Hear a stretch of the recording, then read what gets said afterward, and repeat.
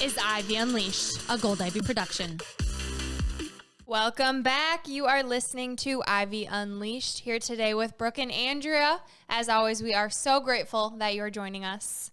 Yes, and you are going to want to make sure you have a notebook for this one, because today you're going to hear so many life hacks and tips to help organize your life. Yes, and if you're listening to this while you're driving or in the shower, working out, don't worry. We'll have everything in our blog, so you can reference back and find all the gold you're about to hear.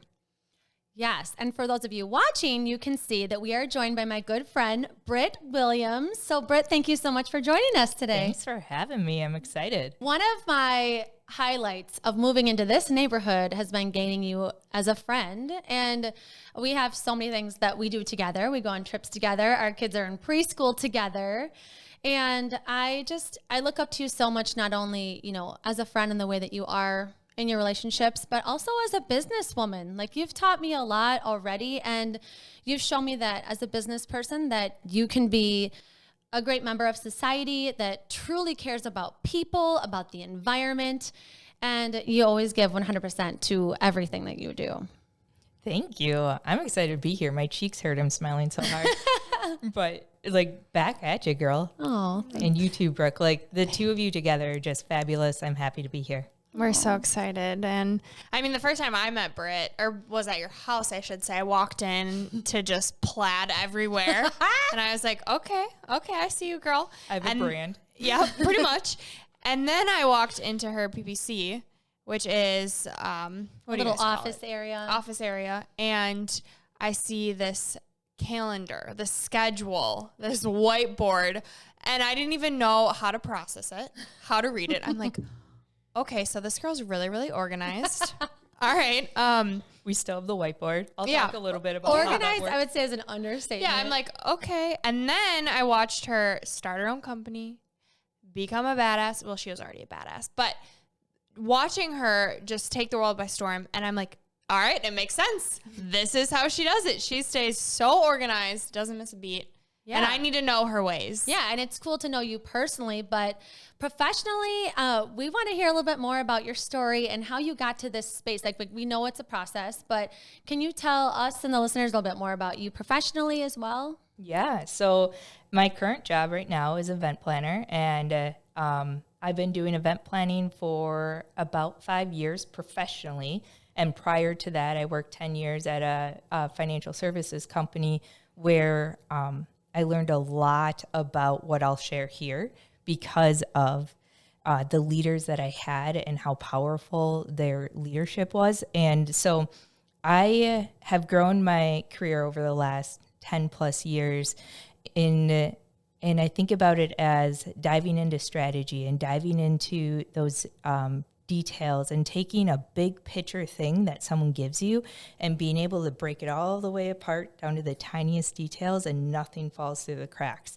And then along the way, you create those moments, those memorable things that people never want to forget. And that's where the event planning comes in, right? So I took all of the things that I learned in corporate and brought it into a passion job, basically. And so that's what I'm doing right now. And then I also own my own business called Please and Thank You Granola Bars. And that is just basically, I have a message of the power of manners and how manners show respect for others and how no matter if, say I don't like you. I don't either. It's okay. Well, if you need to talk, we need to talk about something, you can just tell me right now. Let's sidebar.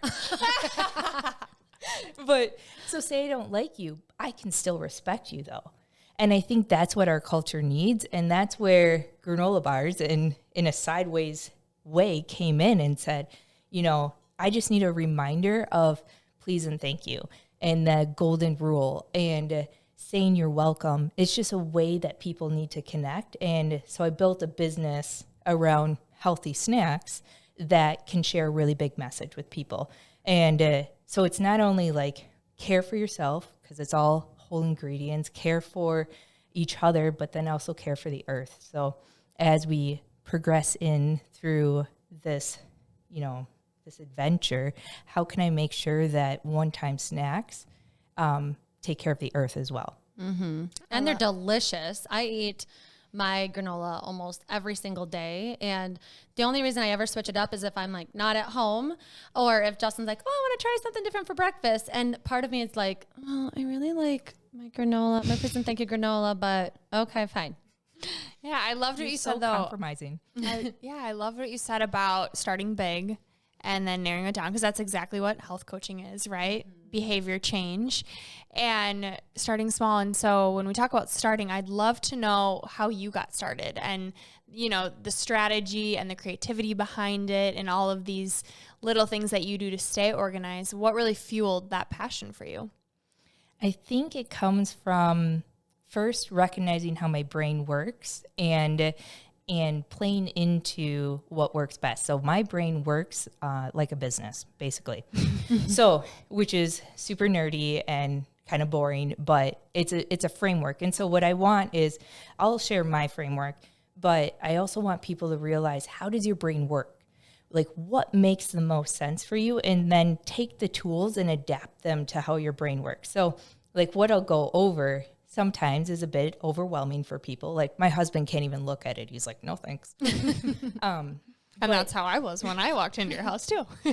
Which is totally fair. But when you learn how your brain works, and I've spent a lot of time figuring out how does my brain function to get it to work the best for me. And I'm not like pigeonholing myself into what society is telling me to do. I'm just taking what society is telling me to do and adapting it to how it works for me. So how did you figure out how your brain works? A lot of damn time. So I've worked on this for 10 plus years, right? Like I was shown some of these tools back when I was 25, and I've just been evolving it and working on it. And when you push yourself a little bit and you're in professional situations where someone pushes you, or personal situations where someone pushes you, you start to like really evolve those things into what works for you. And so when I get a tool when I'm 25, and then when I'm about to go back to work, 7 years later after having a child, and I have no clue how I'm going to do work, travel, a kid, breastfeed, work out, because I'm not giving that up, and I'm not giving up my friends. I'm not doing all that. So then I was like, I have this tool. Like I can use this, and I've been evolving it over the time. And so I would say over the past 4 years, like this has really started to ingrain, but it's over time and like grabbing those nuggets and making them work for you. And so I love that we're even starting before you get into the tool, and what it looks like is that this has been a process for you. You don't just figure yourself out. Like our tagline is self-discovery and growth, right? And I think the more you know how your brain works, the more you know yourself. I think sometimes people think this is a selfish thing, but the more you know yourself, the more that you can figure out, what are my strengths? What do I need to stay out of this chaotic place when I do have so much I'm juggling? And so I think that's such a great point. Not only is it important to know yourself, but it's important to take the time and know, like, this is going to be a process, and it's troubleshooting along the way. Absolutely. And I love when you talk about know your strengths. I, for the longest time, had a hard time with, like, I'm very detail oriented. I'm very organized. All my friends like can at a drop of a hat go off and be spontaneous. And I was like, that just doesn't work for me. And after a while I was like, well, that's not my strength. I'm not spontaneous. And like, I love, and like all my friends give me crap about how organized I am, but it also works for you. It works for me. And I think that people start to just appreciate it. But like, I appreciate, here are my strengths. I'm going to work on those strengths. And like the things I'm not good at, I'm not going to build a process around that. But also it works being your friend, because then you throw an idea like, maybe we should do a trip. Before you know, the next day you wake up, you've got a full plan. You know who's bringing what for lunch. You know who's sleeping in which room, how much money you owe. Like, it's awesome. Well, I think it complements. Then you can make a decision. Yeah, like you're staying true to who you are, what you're good at, so that other people respect that and like, okay, she's owning who she is. She's owning what she's good at.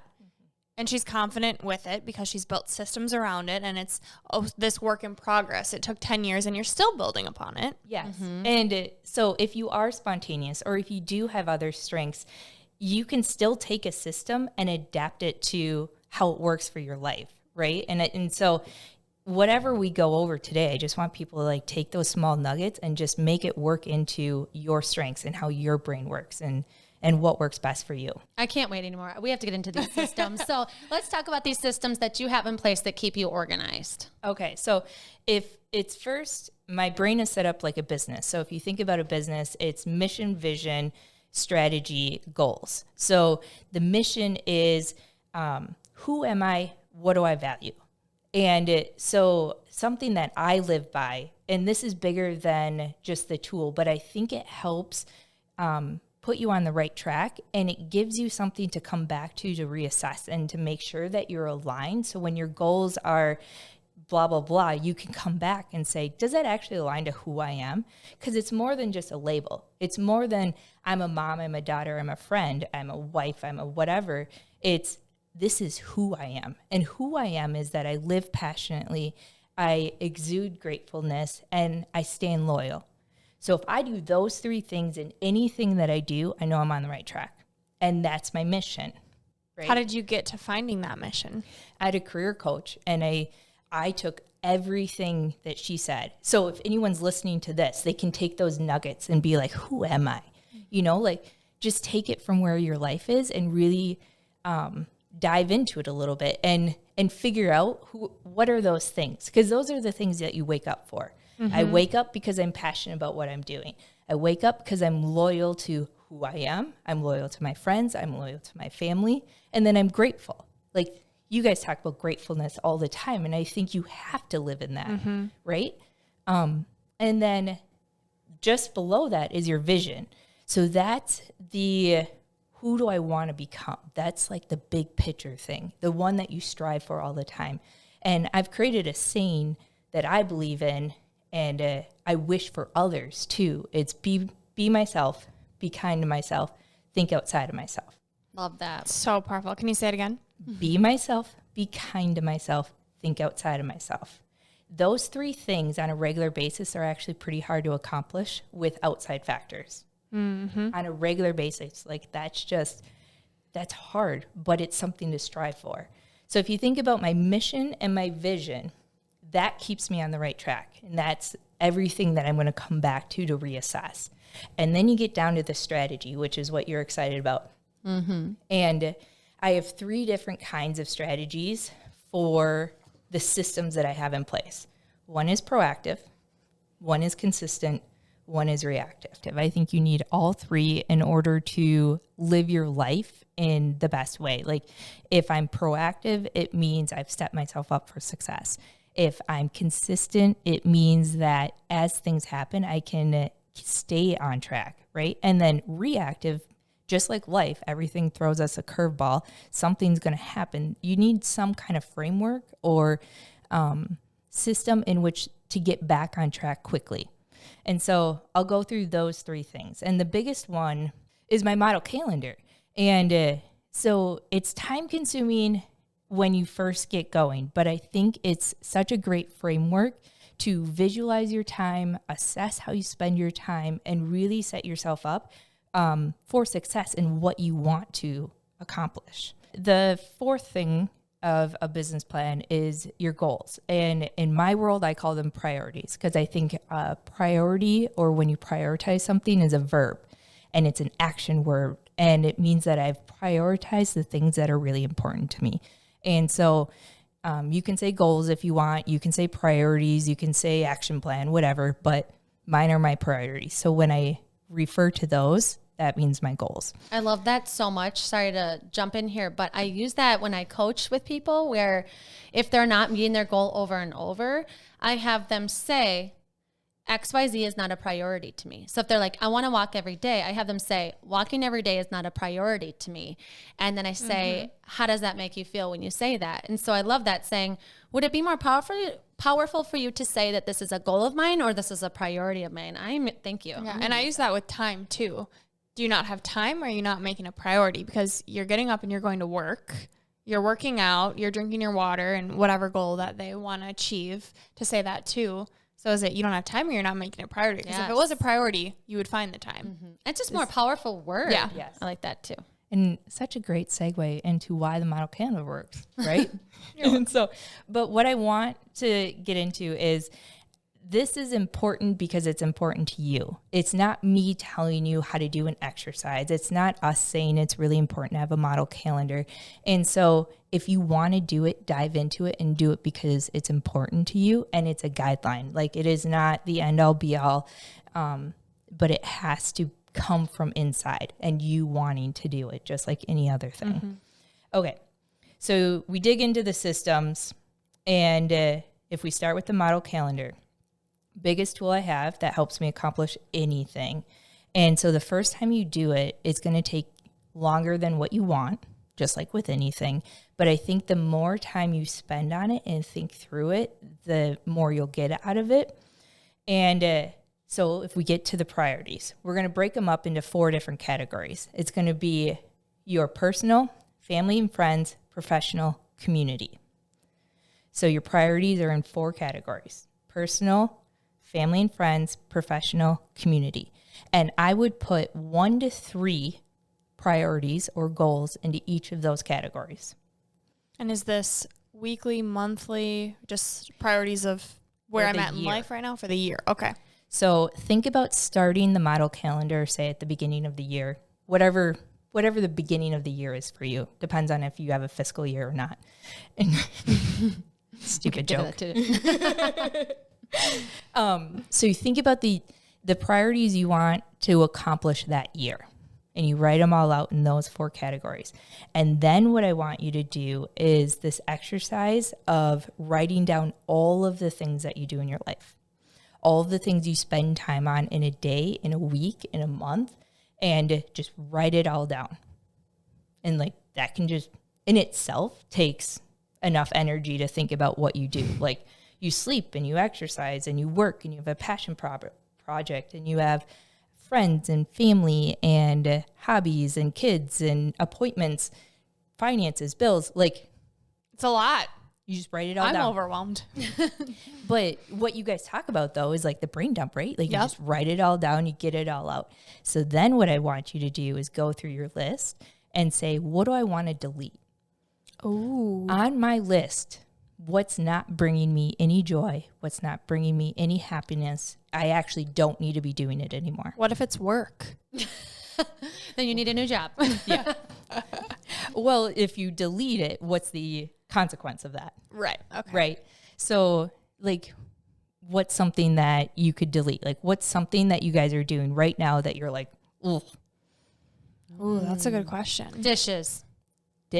Oh, yes. That one I think you can delegate. Yeah, I can't. Justin? I can't let it fully go. Yeah, please, babe. But think about my weekly runs to Target. You exchange that with Instacart or something. Yeah. Or I maybe deleted, I actually deleted because of COVID going to and from work. Yeah. I deleted meal prep because of COVID as well. And like that in itself is about an hour and 15 minutes in a day. Which feels good to delete, but then also you have more time to allocate to something else that you love or that you want to put in there. So then the next thing is delegate. So of the things that you're doing, is there something that you can delegate that someone else can do just as well? You can let it go and put on there who's going to do it. Like clean my house. We bring in cleaners because cleaning my house brings me zero joy. It actually like takes all of my energy out of me and stresses me out. I'm just willing to adjust that in my financial budget and like make it work. And then, or like I delegate, I don't do any dinner prep. I don't make dinner. I don't go to the grocery store. I don't, so on and so forth, because Trevor takes over and Trevor's my husband. But like, there's certain things that don't bring me any joy. And it's actually really helpful that someone else has taken over. What if people don't have that someone else?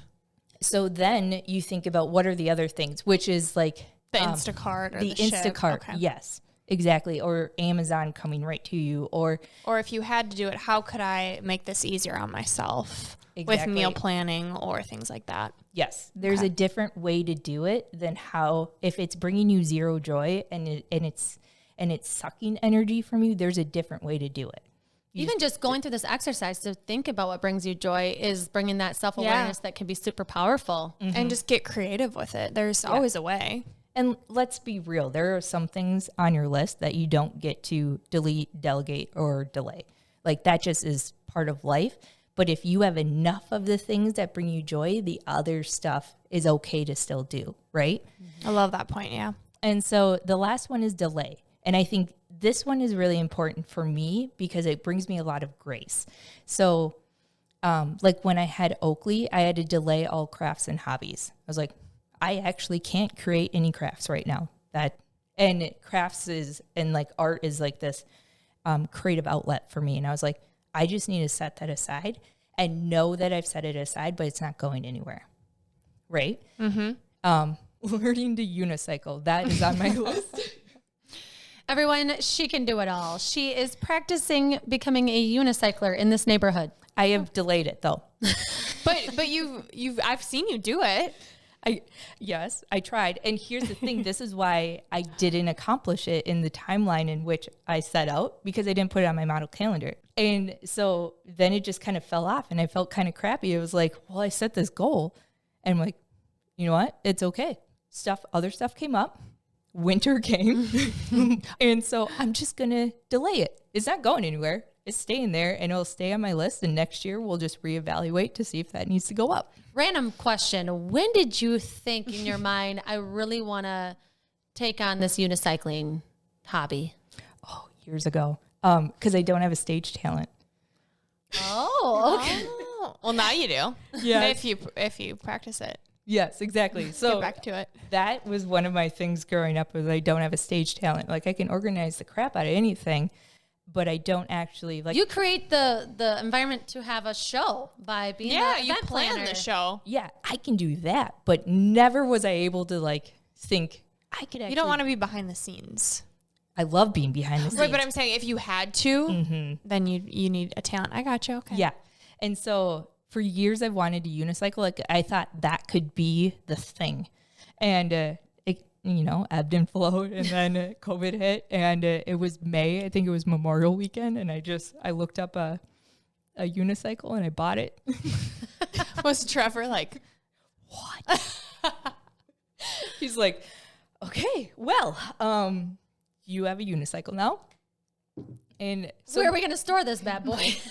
So he put a hook up on the shelf. That's the other thing. he made it work? Yes. So Trevor owns everything in and out of the house. Like, and I just call it a Trevor thing. Like if someone asked me a question about my house, I'm like, it's a Trevor thing. That's a Trevor question. Like I don't need to worry myself with that stuff. Like That sounds like you don't do anything though, which I know you do a lot. I don't do anything in or outside of my house. So what things do you own and put on the model calendar? That's funny. I just delegate the shit out of everything, right? No, I know you do a lot, but it just sounds like if you don't do anything in or outside of your house, it sounds like you don't do anything, but I know that you do a lot. Yeah. So when I say in or outside of the house, it's like all of the lawn work or fixing the house. I still do all the dishes and the laundry and cleaning the house and making sure it's tidy. Managing the finances. Managing the finances. I manage all of Oakley's appointments and his stuff. Trevor owns all of Tilly's stuff. Like The dog. For those of you that don't know Tilly. Thanks for clarifying. She's a very big part of the family. She's a huge part. Although she is literally the tiniest little dog you've ever seen in your life. What's that quote? Although she is little, she is Fierce. Right? Okay, so now that we've gone through all of the things that you do, you've delegated, you've deleted, you've delayed. Now you have this list of the things that you do. And what I want to make sure is that list aligns to your priorities. And if they don't, you need to think about it, right? So you just wrote out all your priorities for your personal, friends, family, community, and your professional, right? Mm-hmm. So you've written that all out, and the things that you do every day, do they align? And that's what we need to make sure at the end of this exercise, that those two things align and you've created space in your calendar and your time to accomplish those things. Because those things are the things that help you be successful, to help you move forward, that are aligned to your mission and vision. Those are the things that make you feel important. And so if you think about like community, right now, my big thing is how do I make sure my family is as green as possible, right? Like, how do I make sure my house doesn't add to the landfills even more than, what we normally do? Or professionally, lately that's been taken up by please and thank you because I have so much passion around that. And I still am passionate about event planning, but I have to be mindful that maybe you don't get to go full blow on both of them at the same time, right? So now this is where you get to, you have all the things that you do. There's 168 hours in a week, and that's it. Great. How do you want to spend that time? How do you want to make sure that you're maximizing your week to align to your goals? So you go down through your list and you estimate how many hours per se I'm going to spend on sleeping. Because I know sleep means that I get to accomplish all of my things. Like you can't do the things without sleeping. So if I need 7 hours of sleep, 7 times 7, 49 hours. Okay, that's probably one of the biggest things I spend time on. And then I'm growing a business. I think I need to spend about 4 hours a day on average growing my business. So that's what I think is 31 hours or something like that. And so like you go down the list with that stuff. So now that you have your 168 hours all divvied up, and it's estimated at this time, you just like put the numbers down. What do you think would work? And you have like a total at the bottom and you kind of adjust and you play with it a little bit. And then you say, where are the priorities? So you can see based on time, big rock, small rock, sand. So if you think about, it's this old saying that I've heard, if you fill a jar, you want to first put in all of your big rocks, all of the things that you must do, the things that are most important to you. And then you put in the small rocks. Those are the things that you really like, the things that you want them to happen. And then the sand is the extra stuff. But if you flip it, right, and if you fill your jar with sand first, then your small rocks, you probably don't have room for your big rocks. So you need to make sure that you prioritize your dues and make sure that those big rocks are even more aligned to your priorities. So now that you have this list, right? So you've written down all the things that you do, you've delegated, you deleted, you've delayed, and now you've said, this is how many hours I'm going to spend on each of them, and I've prioritized them. And if you're like me, you've color-coded all of it because it makes building the calendar a lot easier, right? So now what you do is, like I take a spreadsheet, and across the top, you do Monday through Sunday. And then on the bottom or on the side, you do midnight to midnight in 30-minute increments. That in itself seems overwhelming, but it'll make sense in a little bit. Stay with us here, folks.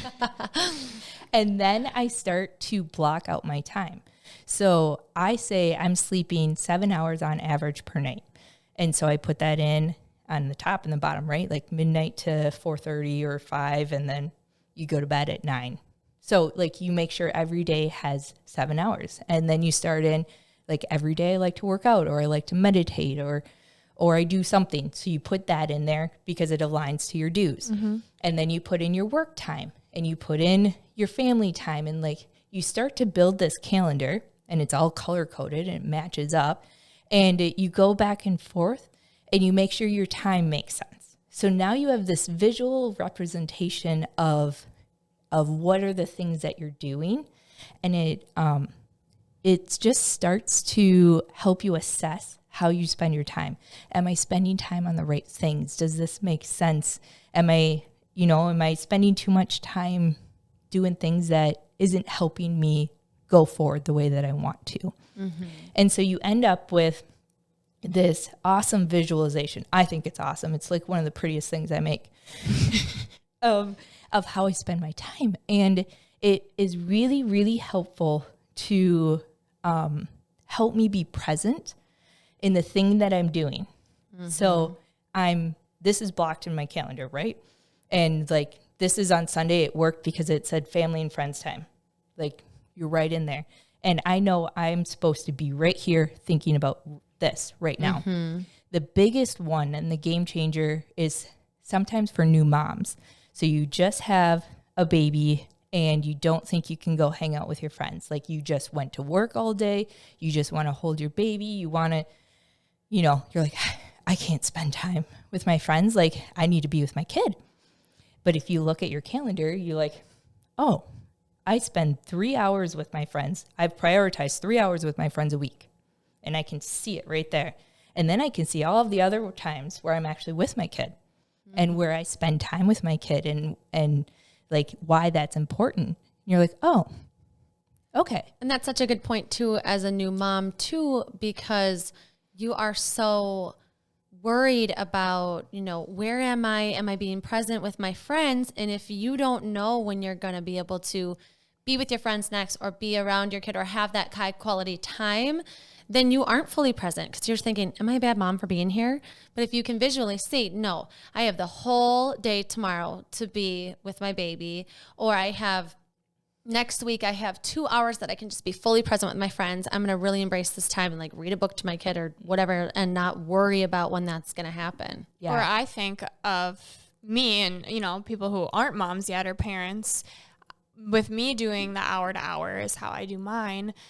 I know that whatever I need to get done is going to get done because I've put in my week. So whatever I'm doing, I can fully be present because I don't have to worry about what I need to do because I know it's going to get done because it's in my calendar. And it's that brain dump. And then it's also the scheduling it in and knowing, okay, it's out of my brain. It's in my schedule. I can be where my feet are.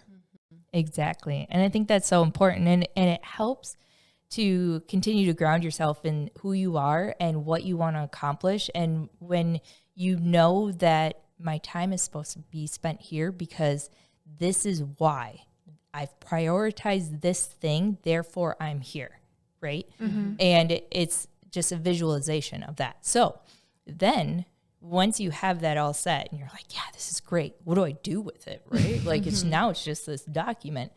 I print it out and I put it out close to me, right? And so on a weekly basis or a monthly basis, I can actually check my calendar against the model calendar. And so the model calendar isn't supposed to flow into your actual day-to-day. That's the next tool that I'm going to give you. The model calendar is like your financial budget. It's you set your budget to accomplish your financial goals. But then every month or every so often, you actually like put in the numbers. This is what I spent. This is what I spent on my gas bill. This is what I spent on gas. This is what I spent on shopping. And you assess. Mm-hmm. And so you need to take your model calendar and assess where actually am I spending my time. Maybe I need to redo what I'm, how my schedule is looking because I'm not accomplishing the priorities that I've set in place. So do you, at the end of the week, look at your calendar? Like, have you put in things in your week like, oh, I actually only slept 6 hours there, or I didn't actually do that thing I said I was going to do that's on the model calendar? That's awesome. Such a great question because I want people to remember this is just a guideline. Okay. It's a framework. It's not one that I think you need to live and die by. I would say because I've been doing this for so long, you could look at my model calendar and I'm in the bucket that I'm doing about 75% of the time. Like I'm pretty much on track. However, I know if I switch a bucket, and I'm talking buckets of time, right? Like, so if I decide I'm not going to spend my time doing granola bars on a Tuesday night, it's a conscious decision. And I'm moving that to somewhere else, or I'm taking it away and putting something else there. And it's a conscious decision that I'm making so that I can continue to move forward. And I also want to note that you've been practicing this and doing this for 10 years. So when you first get started, you're not going to be anywhere near 75%. But what I've noticed is as I start to move things, I get frustrated with myself. So then before I flake out or I'm like, oh, I'll just do this later. I pause. I'm like, am I really going to want to do this later? So it makes me more intentional with how I'm doing my time and then also the follow through. Right. It's like creating accountability. Yeah, absolutely. You have a framework for yourself because it's your priorities. It's the things you want to do. Like no one is telling you all this stuff. You most of the time, you're your own worst critic, right? Like you're competing against yourself, the best self that you can be. And this is just a framework to help you accomplish those things with some grace that's built in, because it's a guideline, it's a framework, it's a way to get you to that next step. And if you don't accomplish it all the way, you know why, right? And you can accept that and move forward. So the model calendar is yearly, and then you do a weekly one as well? No, so I assess it every like 3 to 6 months. Okay. Am I still on the right track? And I think that life changes quarterly. I think your schedule changes quarterly. I think your priorities might change, like maybe adjust a little bit. And so I want you to take a look at your calendar again and say like, hey, like, do my days still look like that now that it's summertime? Do my days still look like this now that it's fall time? And it's a great way to make sure that you adjust to the reality of your life while still accomplishing your priorities. Just because you have 4 seasons in a year doesn't mean you can, forget your priorities that you set at the beginning of the year. And so I think you just have to be realistic with yourself that life means you have to adapt. Life means that you have to change. Like one of my favorite memes that I've ever seen is being an adult is like looking both ways and being hit by an airplane. Oh my gosh, amen. Like you're doing all this stuff right. I'm looking left, I'm looking right, I got this. Like, and then bam, out of nowhere. You're hit by an airplane.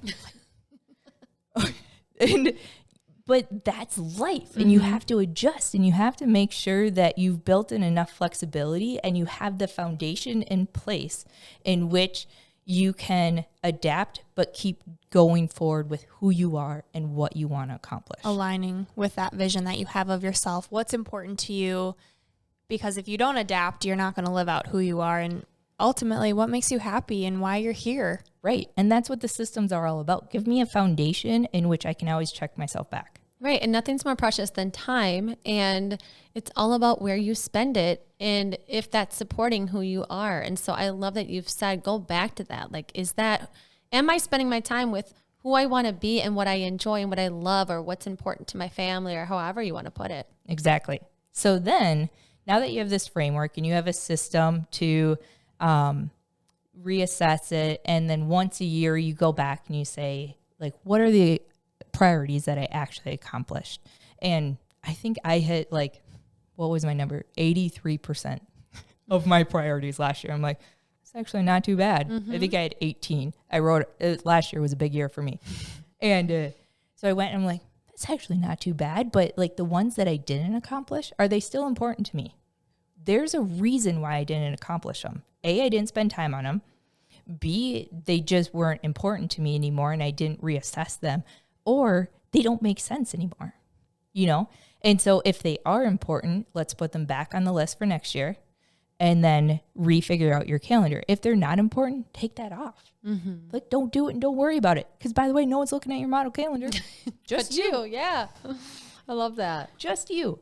Okay, so you reevaluate the model every 3 to 6 months, quarterly, but you're weak. I got to know, what does that schedule look like? Yes. So that gets into the consistent strategy that I've talked about. And I call it to-do list management, which we got to think of a more fun.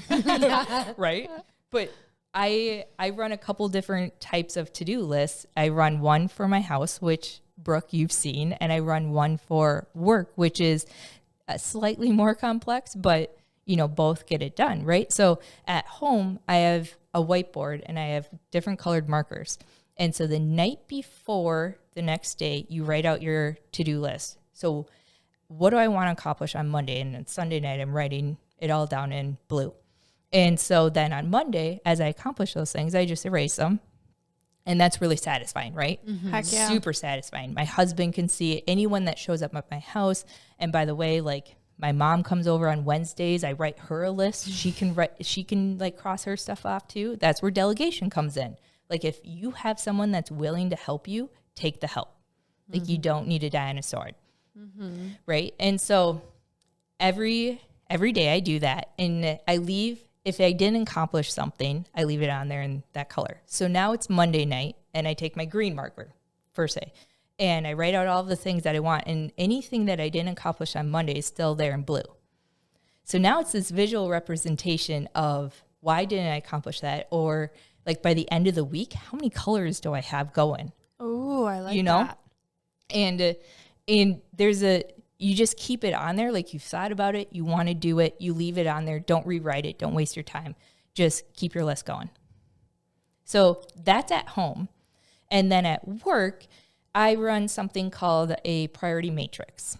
And so across the top is do now, do later. Across the side is high priority, low priority. So if you think about the top left is the most urgent thing. It's high priority, do now. Those are the things, those action items actually go right into my calendar, and I block those things. And so anything that's in my do now, urgent, that gets time on my calendar, and I block it out. And you get to decide if you block that out and it shows that you're free or it shows that you're busy, depending on how urgent that task is. But then as I accomplish those things, you just delete them out. But if you don't, you have to move it to the next day that you're most likely going to get it done. So there might be a task that is actually sitting in my quadrant, my urgent quadrant, that I didn't get done, that now I get to physically move to the next day, and I have to think about it again. And then I have to physically move it to the next day. This idea of awareness. Yeah, right? And so then, like, if you look at your quadrant, then you just need to keep assessing, are the things that I need to do later, do those move into the do nows? Or does something that's high priority, is it actually low priority? And so you just reassess your quadrant every once in a while. But it basically is just a large to-do list that you keep and you never rewrite. Like it's in a document, it's on OneNote, like you're never going to lose it, right? So it's not like a weekly thing. It's just as the task comes in, you figure out which box to put it in. But how do you know when to put it in your calendar? When it's in the top left quadrant, the most urgent one, then it goes into my actual day-to-day calendar as a to-do. So how often do you revisit that? Where you know, so say it's getting your budget done and it's in the bottom right. How, as time approaches, then it just moves? I usually use the time with my leader, like your one-on-one time with your leader.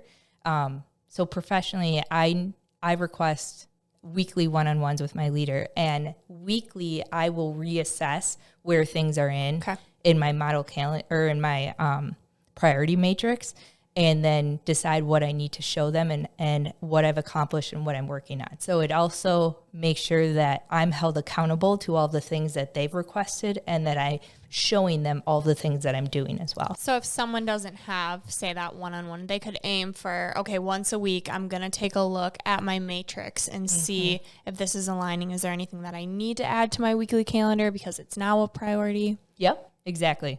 And so the best thing is when you get to delete them, right? Like that's really satisfying. And so those are my two different to-do lists that I keep. And then reactively, so in case if you feel like something's fallen off the tracks, right? Like you need like a guideline or a system in which to get yourself back on track. And I call it the 3 A's.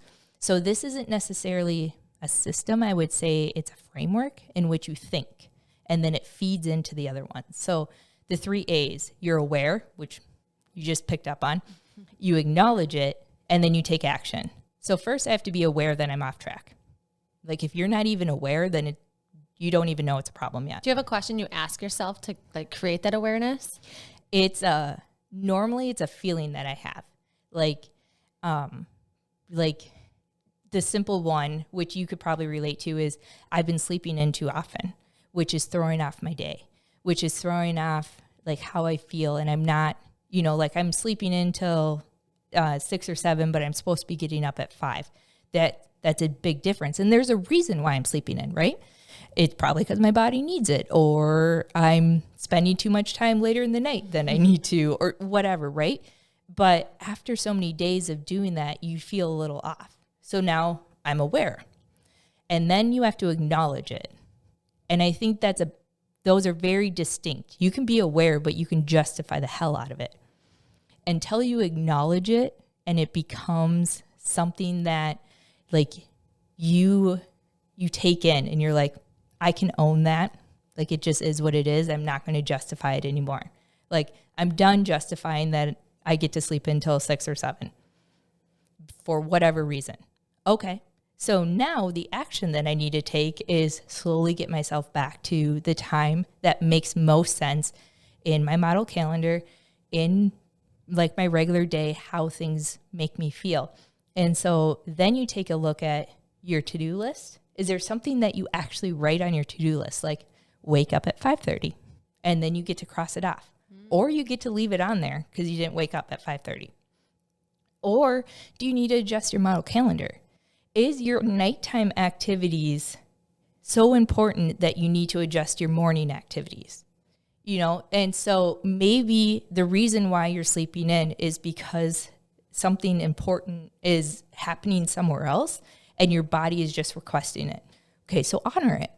So if I actually need to sleep in till 6, okay, then let's take a look at my model calendar, readjust, because then I know that the things are getting done that I want to get done and I'm not scrambling. And now I have this like peace of mind that I get to honor my body with what it needs and I still get to do the things that are important to me. And so those are the 3 A's and how it then fits back into your proactive and consistent. So do you have some type of time in your week or your month where you're like, I'm going to address the 3 A's, like I'm going to sit down and think about the 3 A's, or is this like a daily thing that you do? I think it's something that comes up randomly. Like I don't sit down and say like, there's something off, you know, like in what, like that's not how my brain works. My brain works like it just will like come up, be like, that's why I'm off. Like, or you notice that you're feeling anxious and you're like, why am I feeling anxious? Oh yeah, because I was supposed to wake up at 5 and now I'm 2 hours behind in everything I had planned because I woke up at 7. Exactly. And then the way I usually process it by like going for a walk or I work out or I take some time and like think through it. And it might take me a couple days to figure it out. Right. Like it might not be as easy as I'm sleeping in a little bit. It might have something to do with like your diet. It might have something to do with your friends. It might have something to do with your kid. Like something is off and I know it. I just got to figure that out. And once I'm aware, acknowledge, action, I think you can get yourself back on track. And there's grace that comes with that, right? Like that's not a one and done thing. Like, it's a lifetime thing. It's a lifetime thing. And and that's like, it's a foundational framework in which you can always use. And think about it with like your family or your friends too. Like if they're not aware of the issue, then there's no way that you're going to get them to act on anything. Totally. And if they say they're aware, but they're not acknowledging it and they keep justifying it, there's no way that they're going to take action just yet.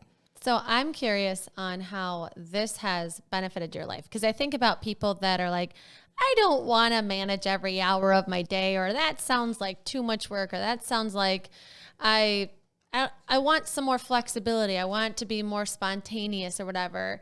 I'm curious what your thoughts are on that versus like how you've seen this benefit you in your life. Good question. So it has benefited me because I'm more present where I need to be. I know that I'm on the right track because I'm living the right intentions. And so I've taken a crazy career path, or, you know, back when I was 25, I wanted to do something and be something way different than what I am now. And so when you talk about labels, but when I was 25, and then now, I still have those same mission and the same values. I just am doing something slightly different, but it still makes sense and my intention is still right. So this framework gives me a foundation to know I'm on the right track. I'm living my right life. The intention is right.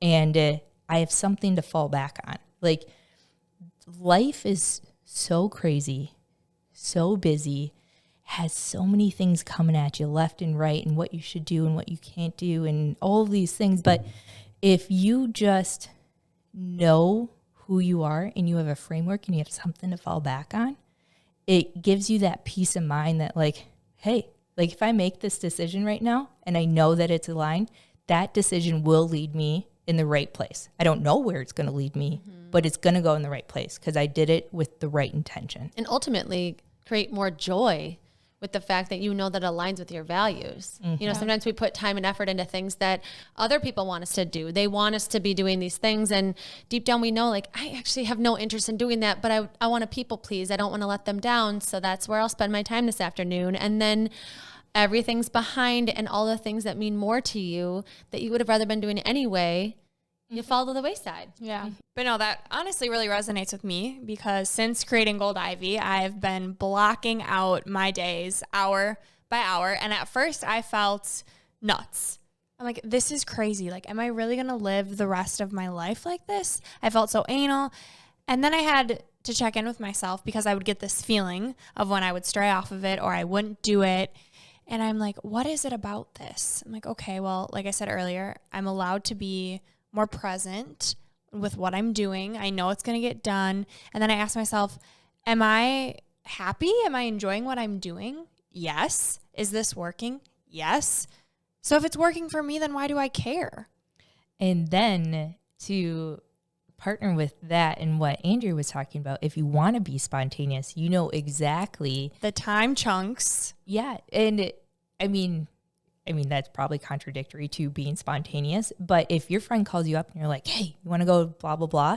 And you're like, I was supposed to do this, but you know what?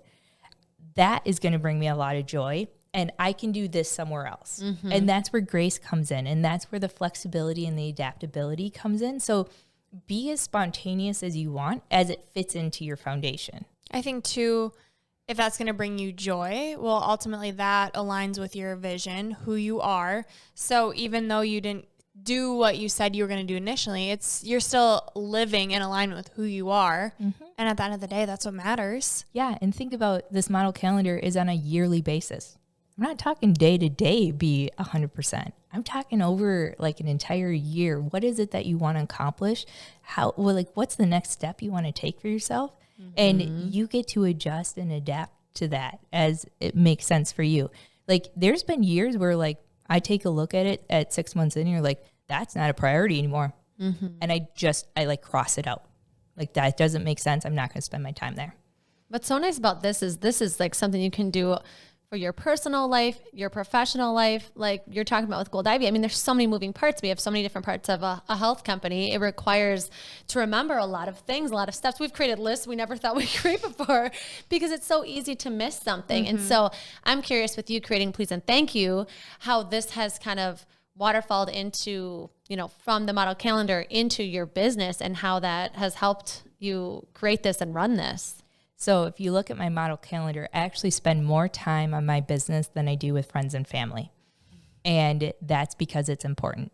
But that also means that I can be absolutely present with Please and Thank You and absolutely present with my friends and family when I need to be, right?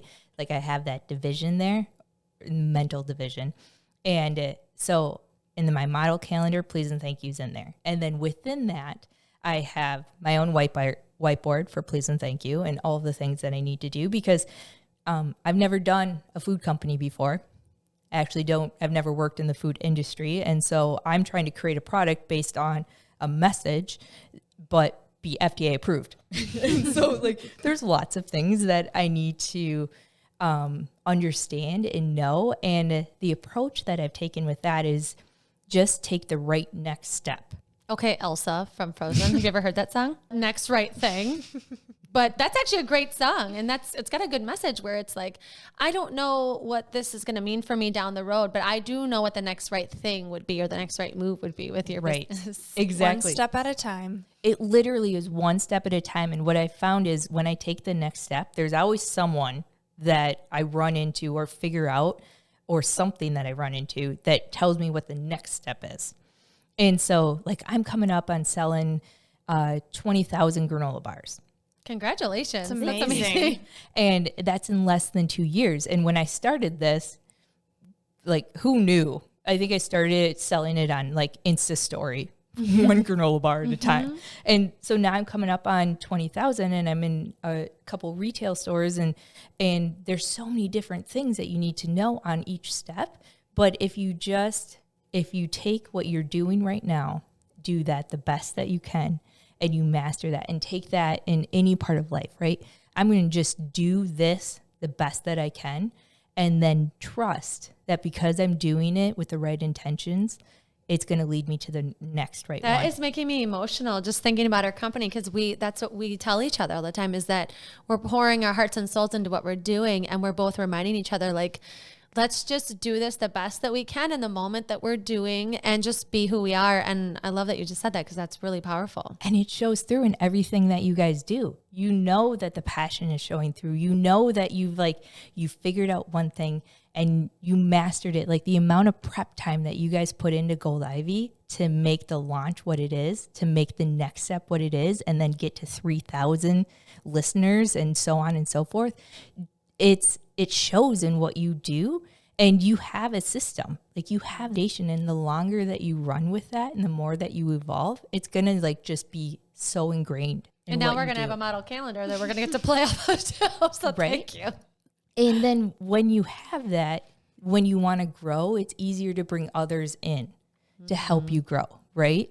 Like I didn't have people to delegate my stuff to way back when, because I didn't know what I needed to do. And so the more that you get into it and the more that you've figured it out and you have a foundation and you know the values of what you're doing, you can have someone else come in and live that with you. And so it shows in everything that you guys do too. Oh, thank you. Means a lot. So I would say when you have your passion project and you have your regular job that you have to do, or you have all the things that you need to do plus your extra, you have to be able to compartmentalize those into your calendar and how those work for you. So my home life is organized in that way, right? Like I have my to-do list there, and then I have my work stuff. And that's how I make money, right? Like I need to provide for my family. I need to have benefits. I need to excel at my job. But then I have my passion project, and that needs to make sure that I run that as effectively and as efficiently as I can while still keeping me happy. And so I think it's important that in your brain or on your to-do list that they don't necessarily all meld together. So you don't have home stuff, work stuff, and passion project all on the same list. I think there's different priorities between there, and I think that you need to compartmentalize them. And when you're going to run so many parts of your life, I think you have to have some of that division. Yeah. Keep the brain organized, because it can get overwhelming very fast. And then you're spending your time in the right place at the right time. Like I'm not sitting at the dining room table labeling granola bars while I'm trying to like set up meetings at my job, right? Like you need to make sure that I think compartmentalizing just gives your brain a break. It lets you focus on the things that you need to focus on. You can be present in what you said you were going to do that hour or whatever time. Right. So I feel like when you've been doing this for a while, right, and you're already pretty organized, it sounds great. Or even if you're just listening and you're like, yes, I need this in my life, and then you sit down to actually do it, it's kind of intimidating. So where would you recommend listeners or anyone to start? I think you have to first start, meet yourself where you're at.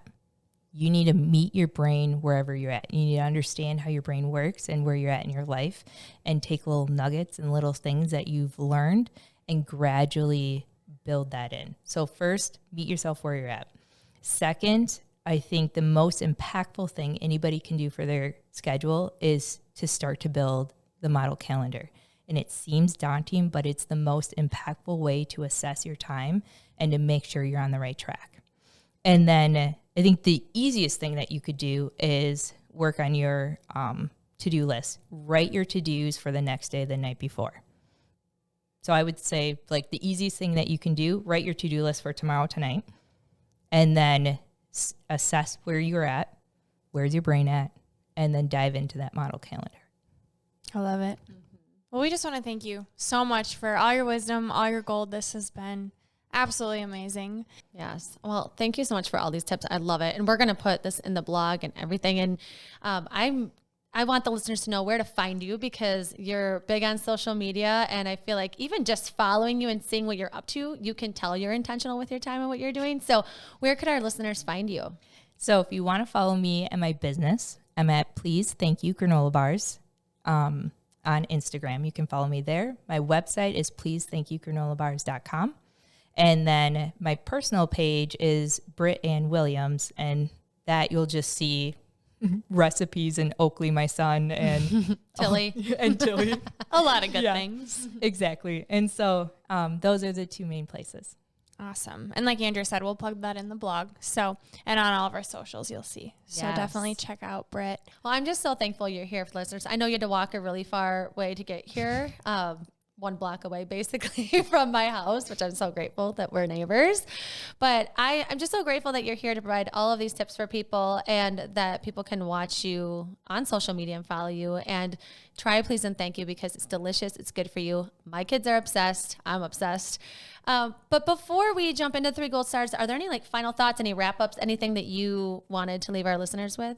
I think the most important thing is to know that this is a guideline. It's a framework. It's not the end all be all. It doesn't go into, every 30 minutes of your life. It just helps you frame up how you want to spend your time to be the person that you want to be. And so it's a tool and use it as that. Love it. All right, well, let's jump into our 3 gold stars. So, Britt, these are 3 takeaways for our listeners, 3 action steps. So, now it is time for our 3 gold stars. All right. I think you need to understand how your brain works and adapt the systems to work for you. I think you need to create yourself a life mission and vision so that you know that the steps that you take are intentional. And then at the very least, I think you need to write down the things that you're doing and go through and delegate, delay, delete. And I think that in itself is a really powerful first exercise that just is writing things down, and you can take it from there. And up next, Unleashing Ivy. These are our surprise rapid fire questions that I know you don't even know what's coming. Are you ready? I'm so ready. All right. First, Britt, what's one thing you do to center yourself when you're feeling unorganized? So if I'm feeling unorganized, I probably go back to writing a lot of to-do lists. And I'm unorganized when I have too many to-do lists going. Like if I got notes going, and it's because my brain is working in so many different directions, and it's okay if you're in that spot, right? But at some point you got to just sit down and combine and consolidate and figure out what are the things that I'm actually supposed to be working on. And so I probably recenter myself by like taking all the things that are going on and like pull it together. So it's just me spending 15 minutes at my computer and just digging into something. Or it's me trying to accomplish something really easy to give myself that win. Mm-hmm. And then you can go into something else like, yeah, I really am a badass. I can go on and do this other stuff and recenter yourself a little bit. Give you some of that momentum. Speaking of all of your lists, we didn't even ask you, where do you document this? Is this paper? Is this electronic? Is it somewhere? Like, where do you keep this? So I've created an Excel spreadsheet, and a few people have actually asked me for the tool as well. So I have put it on my website. So under the tab Partners to Know, you'll find Gold Ivy, one of the first ones. And then there's a button at the bottom that says Model Calendar, and you can just download it. And the whole process that I just talked through is in there. I put examples of it, a couple different examples. So you can see things like I did 3 years ago versus what I'm doing now. And then there's the something for you to fill in as well and do the exercise yourself. Oh, like a template. That's amazing. Thank you for doing that. Yeah. I cannot wait to dig into that. I know what I'm doing tonight. All right, next question. When you're really struggling with managing your to-do list, what's one thing that steers you in a positive direction? Delegation. So I am lucky enough to have a support system in which I get to delegate. And I do my best to be grateful and like recognize all of the help that I get. But there's people in my life that are willing to help me. and I'm willing to let them help me. And so, and it blows my mind how like people feel like when I help somebody else, I feel great about that. And so as long as I'm grateful and I'm giving them things that, you know, are not too difficult, like, thank you for helping me. And so if my to-do list is too much and like I'm overwhelmed, I might talk to my husband and be like, I can't do this. Like my brain can't work there and do this. Can you help me? And so he might pick it up. Or my parents or a friend or something like that. Like, I can't focus on this, but I know it needs to get done. Are you willing to help me? Or like someone will just offer, Yeah. you know, like, you look a little stressed, Brit. Like, what can I do? But Like, the point is there's nothing wrong with asking for help. no. And to take people up on it, because you do want to be the person that does it all. You know, you love being told you're superwoman or supermom. It feels so good, but take it up. Let people take on some things if they're willing. It's such a great point. I'm so glad that you brought that up because people struggle with that big time. They do, and I have in the past. And you kind of have to let go a little bit of like, if you want to do my dishes, you do the dishes however you want. If you're going to do my laundry, I don't care actually how you do my laundry. It just the fact that it's done and it's off my plate, I'm okay with that. And there's certain things that people are okay with delegating and not delegating. But if someone offers and they're like, hey, can I watch your kid for, 3 hours? It looks like you're super busy right now. Sure. Thank you. Thank you. Like, I actually don't care what you do with him. Keep them alive. Keep him alive. Like, but I appreciate that. And I think that then brings people into your circle. Like, it creates this loyalty and it creates gratefulness, and you get to stay passionate about the things that you're passionate about. And to your point, like, you don't have to do it all in order to be it all, right? Like, you have a system around you and you can use that. Beautifully said. Yes. All right. And last question. What's one thing you wish you would have known sooner? Grace. Like, I'm my own worst critic, and I'm preaching the choir because I think a lot of people are, right? And I will probably say this again in 10 years because I'm sure I'll learn even more grace. But I would say over the last decade or so, there's a certain amount of just forgiving yourself and being okay and meeting yourself where you're at, and knowing that that's okay, right? Like, actually, I can't do that right now. And that's okay. Or actually, I'm going to dive headfirst into that, and I'm not going to do that. And so there's a certain amount of grace that you start to like develop and live in, and it's not justification. So there's a big difference, I think, between grace and justification. One is awareness and acknowledgement. The other one is not acknowledging what's actually happening, right? And so when you have the foundation of a model calendar or a system, you get to bring in a certain amount of grace to feel good about yourself while you're still moving forward at whatever pace that is. You can go fast and you can go slow, but you're still going in the right direction with the right intentions. And I think it allows you to take ownership is kind of a big difference between justification and grace too. Is I'm giving myself grace. I know that I could have did this. It falls on me versus justification, blaming. But the ownership is like, there's probably a reason why this is happening. And to know the reason and to understand the reason and to be okay with that is a whole different level. All right. So we leave all of our listeners with a piece of gold. So this is a quote that speaks to you. So would you like to do the honors, Brit? Yeah. So this is something I've come up with, and it's my vision. It's be yourself, be kind to yourself, think outside of yourself. This is Gold Ivy signing off. Listen to your truth and go chase your gold.